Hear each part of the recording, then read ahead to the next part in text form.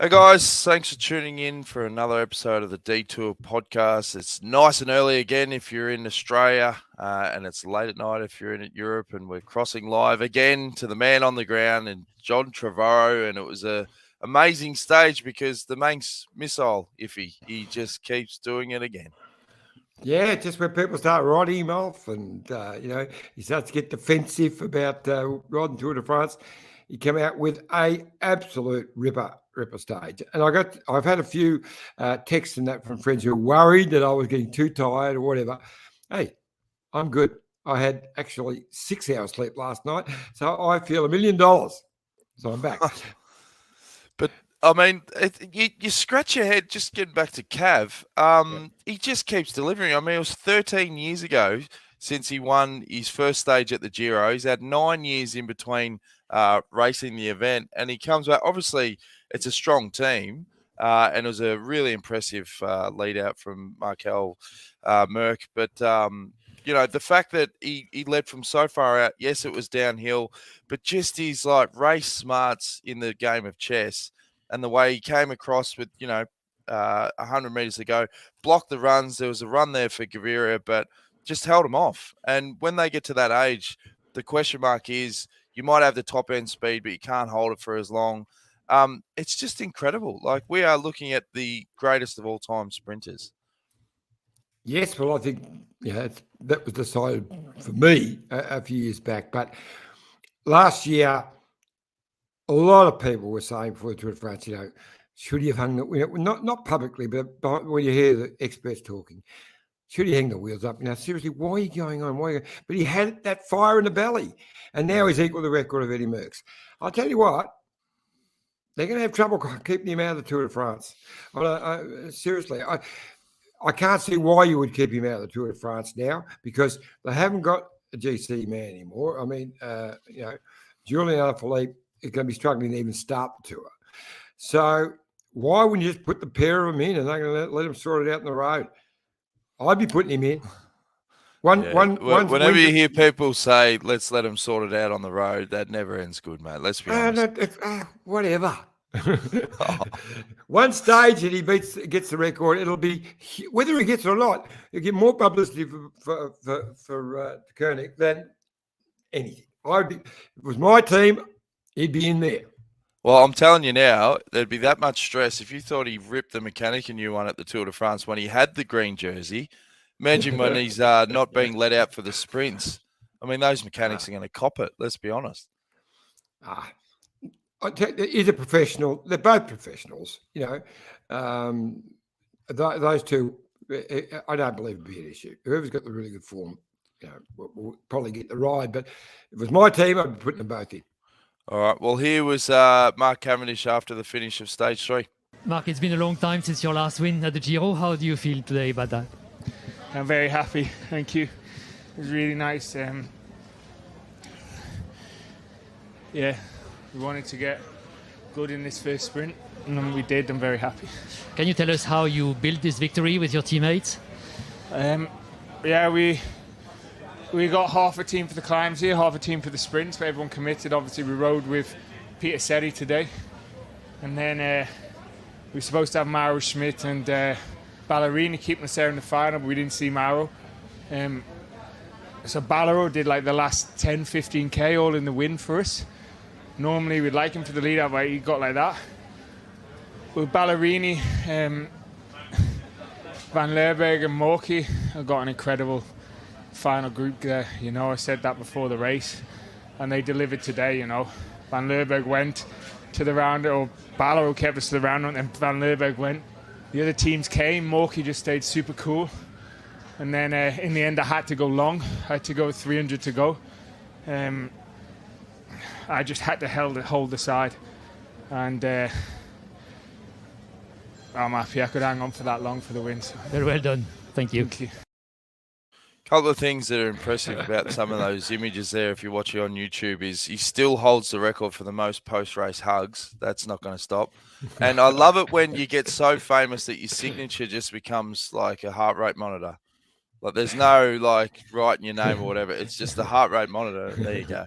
Fans love it though. You'd know that well, Dan, of course. Yes. Oh, yeah, exactly. Been there, Exactly. done that with all your movie successes and stuff. Yeah. Red carpets, you're just used to doing it. You're used to doing it.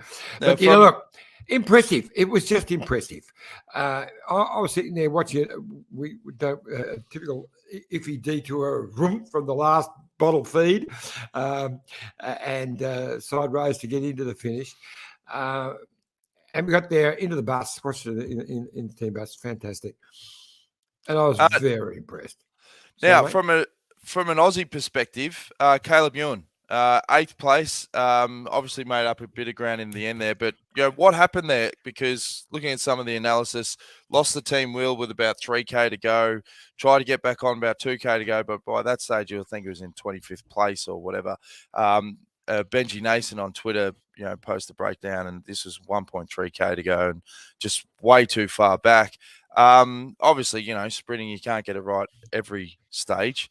But when you see the likes of Quickstep getting it done like textbook, what needs to happen there, Iffy? Put your manager hat on again. Oh, I would be absolutely terribly disappointed with the team because they knew, and he said it, a great post-race, pre-race, pre-stage interview. He said, I need to be up near the front in the last 2K.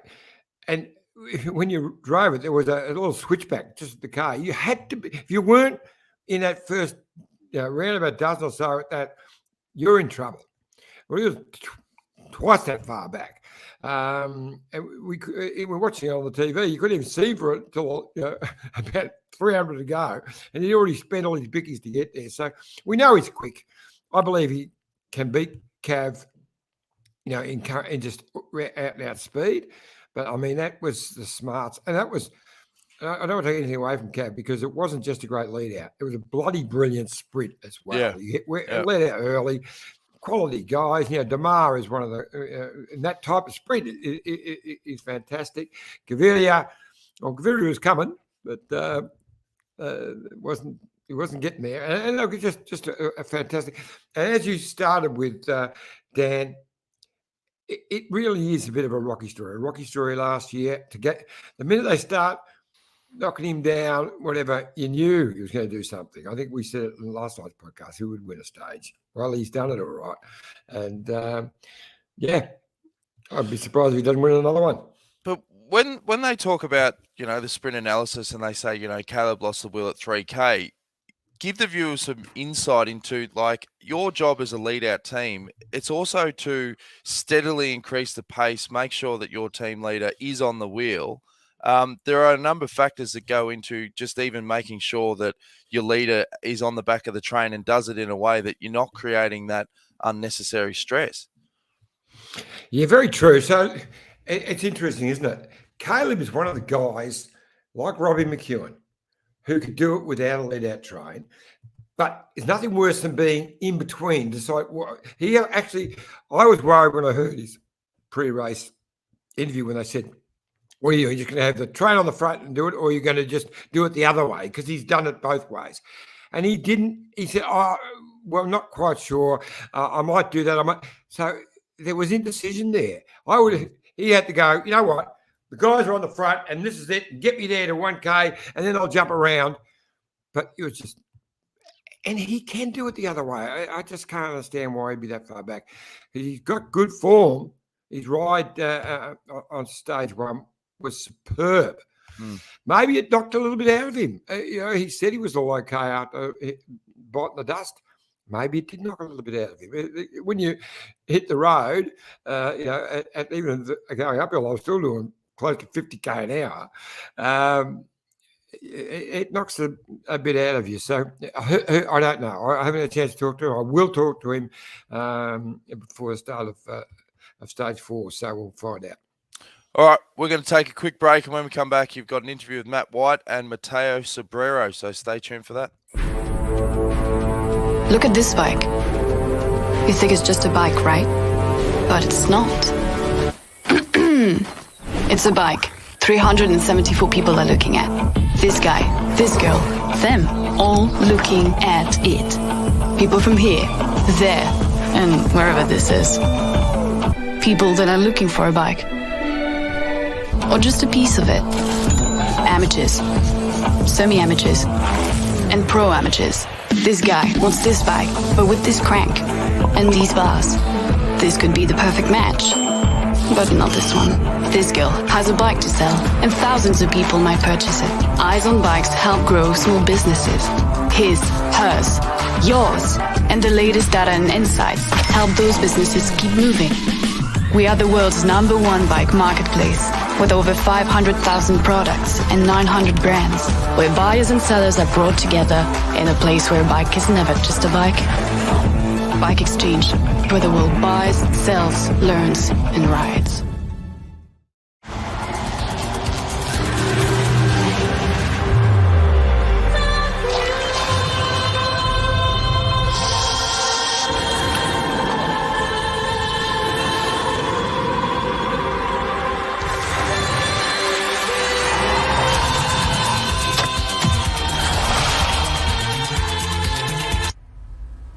Feel more in every moment. The all-new Lexus NX. Fun fact, you can make cycling part of your next Let's Go adventure. With a bike, you can enjoy and explore even more places. So, feel the wind in your hair, book a bike, enjoy the outdoors and see more with a Let's Go motorhome today. Thanks again to Lexus of Blackburn, Bike Exchange, and Let's Go Motorhomes. And as we say on every episode, support the guys that get behind cycling, lexusofblackburn.com.au and letsgomotorhomes.com.au.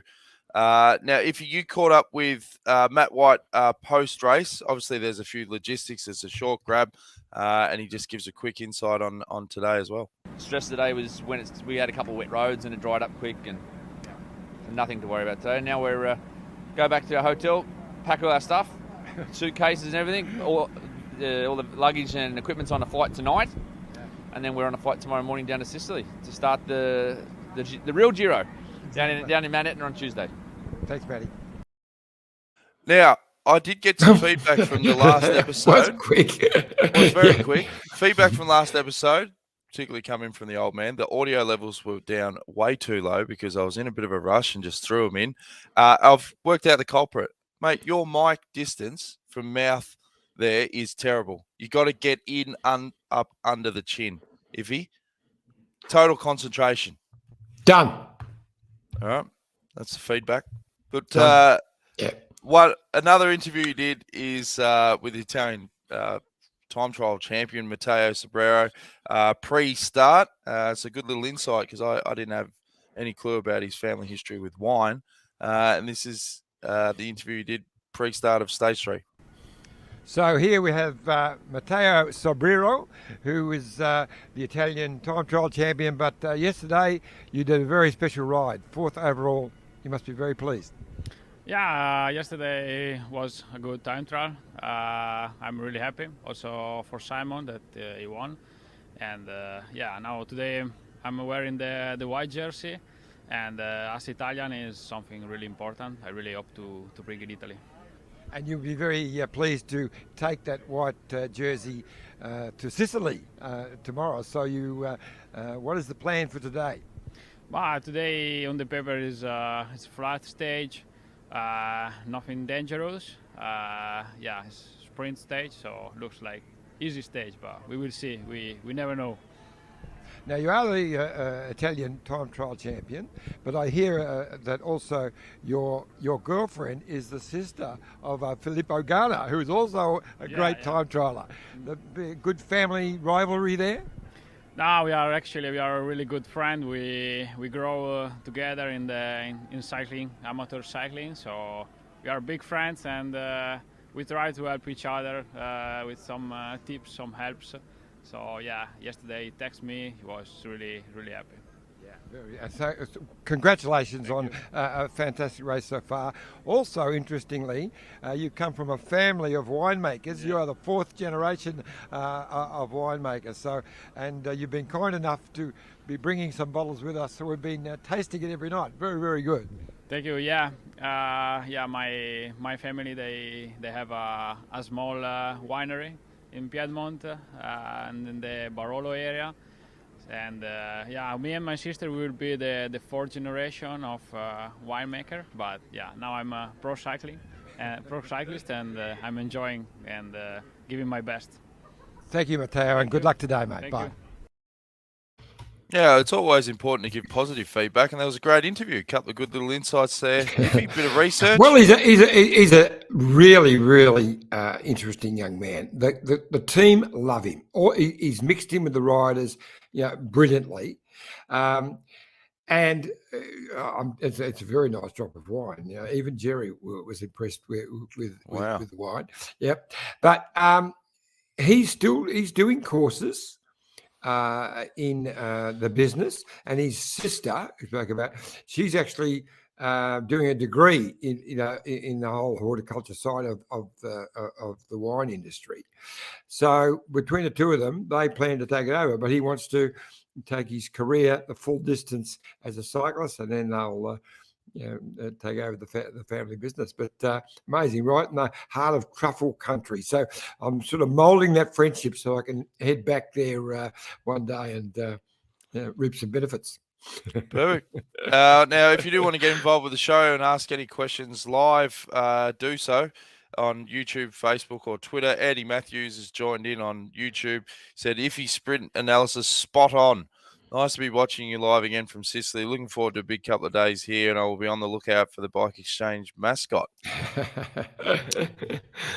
Now, obviously, if there's a rest day, there's a lot of transfers trying to get from Hungary down to Sicily, but we've got a massive stage 4 ahead, as we talked about on yesterday's show, finishing up Mount Etna. It's going to be one, obviously, for the GC guys, and it's where the race really lights up for the likes of Simon Yates.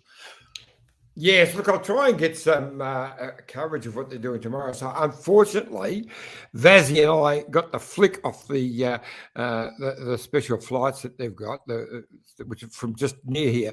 Vazzy and I now have to drive back to Budapest 2 hours, jump on a Lufthansa flight to Munich, and swap over and get another Lufthansa flight to Sicily. So, big day. I think it's about 5 hours. But I'll get one of the guys who. So what he was just saying to us before, they are going to jump in the cars and drive to Mount Etna and ride part of it with the main climbing crew. So we'll see if we can get a little bit of that vision. But we'll definitely.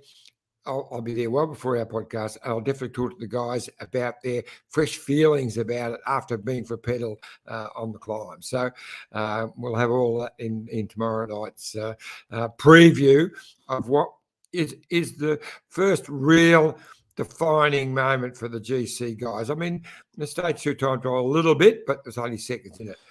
We'll find out. Won't find out on Tuesday who's going to win this Giro d'Italia, but we'll find out a few guys who won't be in contention. That's one of the classic Grand Tour cliches. You won't win it on this stage, but you could lose it. Now, very true. One thing in terms of a form guide is in those short time trials in any Grand Tour, you go back through the history books and look at the riders that have actually gone on to win it. It is a true show of form when they outperform the expectations in those shorter time trials. No doubt. Oh, no doubt. The fact that Simon has absolutely pulled out the best TT of his life over such a short distance is such a good indication of where he's at. And as you mentioned in 2020, when he come down with COVID, he openly said in the videos, they did a 3-part series on the Green Edge YouTube channel talking about the build up the Giro, and he said that was the form of his life before he got COVID. Now, I'd argue that he's on the same amount of form, if not a little bit better. You could argue with it, and a lot of people would agree with you too, Dan. You could argue. You could, but you've become a real expert. No, I'm not being a smart ass. Well, I am, but I'm being serious as well. No, you're spot on. I think he's going to win this Giro d'Italia. I thought so before the start.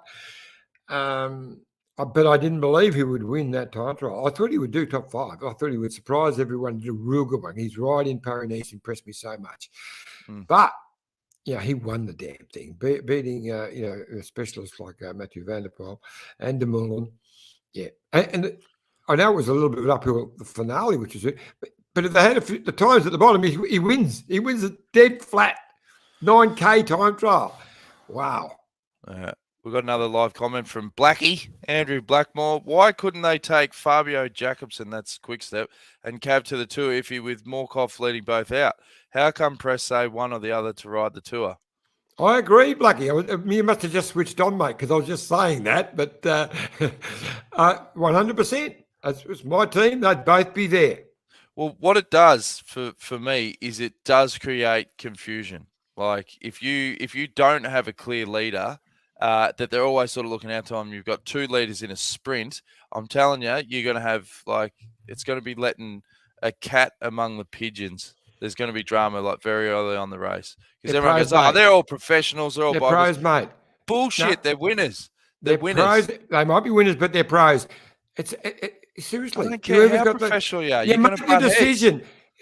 You take them both there. They're not. You don't have them racing each other. Of course not. You can't do that. Well, that's what they're going to be doing. No, they're not. They won't. Seriously, they won't. If it was my team, I'd have them both there, and I'd look at it and I'd say, right, on the road or just for the start. Today, Cav, you're actually doing the last lead out, or swinging around. It can be done. And your turn tomorrow. There can be winning stages between them. It's a fantastic way to go. And if I was Cav and I was told to do the lead out, I'd be like, yeah, okay, yep, no worries. And then, I don't know, with 2K to go, I'd just find my own wheel, just drop me train, do my own thing. And then when you win the stage, you go, hey, never in doubt. Leave Cav out, and you leave about 10 front pages of Belgian newspaper as he's trying to beat Eddie Merckx's. No, that's a good point. Anyway, it'll be interesting. Bloody interesting. Andy Matthews says, I can confirm that there's hardly a flat kilometre in the first 50K of stage 4. Some tough climbing to soften the legs well before they get to Edna. That's pretty interesting insight in terms of how tactically they'll race this, given that exactly what Andy said there. It is very lumpy at the start. Do you think they're going to pull the trigger from the gun? Because also the factor is you've got the travel. Some riders do not ride well after a rest day. But a lot of riders will, turn their legs over just so that they do not feel blocked up. And when particularly the non-climbing sort of riders see a stage like that and see the parkour in the first 50Ks, they get nervous straight away. Yeah, look, there's two races going on there on stage 4. Simon could very well take the pink because I don't think Van der Poel will get up there with them. He does some amazing things, but he's not likely to last, which means that puts Simon into the pink. Simon's race is not against Van der Poel. As I said, Van der Poel's not going to be in contention in the latter part of this Giro d'Italia. But the bike race is between, De Moulin and, Kelderman and all of those guys, Bilbao and Carapaz. Yeah. Richie. These guys, that's where we're going to see someone's going to crack. More than one. There'll be a couple crack as we get up towards the end of Manette. A fantastic climb. So we're going to see a bike race. Breakaway, it's probably just too hard for them. One will get a bit of a gap, but yeah, I'm looking forward to it. Great stage. I think we'll see Simon in pink, and then I reckon they won't even try and defend it. They'll let sprinters teams do whatever, but they won't spend any energy trying to defend it. Be happy to let it go again, but you take it when you can, because his thoughts now are on getting the pink. He's been in pink. He's ran it on, even though he said he wanted to get on the podium. It's not what he wants here. He wants one place on that podium, and that's what he's racing for. It's all about that. Len Baird says it looks like a very difficult stage, stage 4. Drongo Le Mans, they will, as in Quickstep, will send both riders to the Tour. That's going to be interesting. And 22BI7 says, do you expect GC leadership drama with the other teams? Astana, Nibali, Lopez, Ineos, Port, Toulay, Carapaz, and you've got Dumpling and Foss and Jumbo Visma. Yeah. That's interesting. No, I don't. because Carapaz is definitely the man, unless something happens on Tuesday. But no, they're right. They're riding for Carapaz, and I wake him up again because I remember there were a couple of things he said that was good. Astana, no, Nibali can't win this tour. Very impressed so far. His ride in time trial was good, but Lopez is younger, better. I can't imagine one riding for the other either. You're talking about what within here with the sprinters. Those two won't. But that's going to be really interesting. Yeah, and Port's there to do a job. He's not going to be cutting anyone's lunch, but he'll be in a GC position that if there is a drama with Carapaz and he's at the pointy end, they can flick over and ride for Richie. Well, that's what could happen. I mean, Richie is in fantastic form. I'm going to try and get a chat with him on Tuesday as well. I've had twice. I've been quick. He said, "G'day, mate," but Vaz wasn't there next to me with the camera, so he couldn't hang around. But I will get him. Now, you didn't send through any photos of your food, and the fans want to know. RBF 2019. Yes, he did. He sent them to you yesterday, and you didn't. You used only the fat, and you said, "Oh, I'll show." It's exactly the same tonight. He sent them yesterday. Did he? Yeah. Oh, I didn't see that. I've used those photos, I think. No, you didn't. I didn't get any recent ones. I did. You did use the fancy that's society my bad. one, but that's fine. That's fine. Okay, I can't get away with that. Let him off. Okay, if he says something, RBF says, if have you managed to try the Hungarian fruit brandy Palinka? Love the show, boys. Keep up the great work. I have, and I've tried just about every major Hungarian dish, and the food has been fantastic. I have been so impressed with the 3 days of racing in Hungary. The crowds have been sensational. It's been decked out as well as any Giro stages. I've seen more pink. It was like Ireland. It's been like that. Fantastic. It's been just like that. All the different little tricks that they've done to, pink up different things through the towns. It's been amazing. I remember Julian Dean's funniest one-liners, in his view, was when we found that pink cow. Someone had spray painted like a pink cow. And he just said to him, "Does it make strawberry milkshake?" Well, I saw a pig as well, but we're not going to go there. Okay. Anything else you want to add before we wrap things up here for you and let you get to bed? Well, because you got a big day tomorrow, mate. Big day. It is a big day. Yeah. Look, just go through how the Aussie going. Joey Hindley also looking good. He's sitting at 45 seconds. Richie at 33 seconds. I'm looking forward to, there's 9 Aussies in this bike race, and there's going to be something coming from all of them. So, great Giro. It's only 3 days in, and I'm excited. It's just great to be on the away, to be over in Europe again after 2.5 years. I'm going to tell you, Jerry Ryan has been like the proverbial kid in the lolly shop. He would be. It's been fantastic. And of course, with Simon winning the stage, just added that little bit extra. It was really nice today. A lot of the staff will leave, and we won't see them again. And because I won't see them at breakfast, they've got to get up so early, whatever, for their charter flight. Vaz, I'll get a fraction of sleep in. So I went to say goodbye. They all gave me great big cuddles and hugs. It was just special, because they'll be going on to the Tour of Hungary, which is next week. They're just rapt to see the mascot on the ground. As we always say, guys, youtube.com/The Detour Podcast. Now tell your mates and make sure you click the subscribe button and get involved with the show because, as we said, we're live 7 a.m. Australian Eastern Standard Time each now, stage. I do want you to do a little bit of work. Get a couple of new photos out from the Leicester Blackburn Bay crits because you didn't show them tonight. There you go. Thank you. There they are. But we should get a couple of some better ones. I'll get the link for you tomorrow when I'm on the plane and send you some other ones as well. Some great ones with Ruby Roseman, Gannon, and young Blake Quick. Hang out. Yeah, send me though. I know the one you're talking about. I can't find it, mate. You need to. Okay, I'll send them. But just to finish, we sort of flick through the ads, and if you're listening to the podcast, you don't see it all. But they're great supporters of cycling. You know, the Moore family, Andrew and Sarah, are fantastic. But and also with Let's Go Motorhomes, and of course Bike Exchange, support these companies. They're great companies who support us. Yep, exactly. And we'll be back again tomorrow. It'll be interesting to hear the iffy stories from the transfer. And yeah, we've got plenty more Giro to come in this race, and things are really going to fire up for stage 4. Thanks for tuning in, guys. We'll be back again tomorrow, same time. Cheers.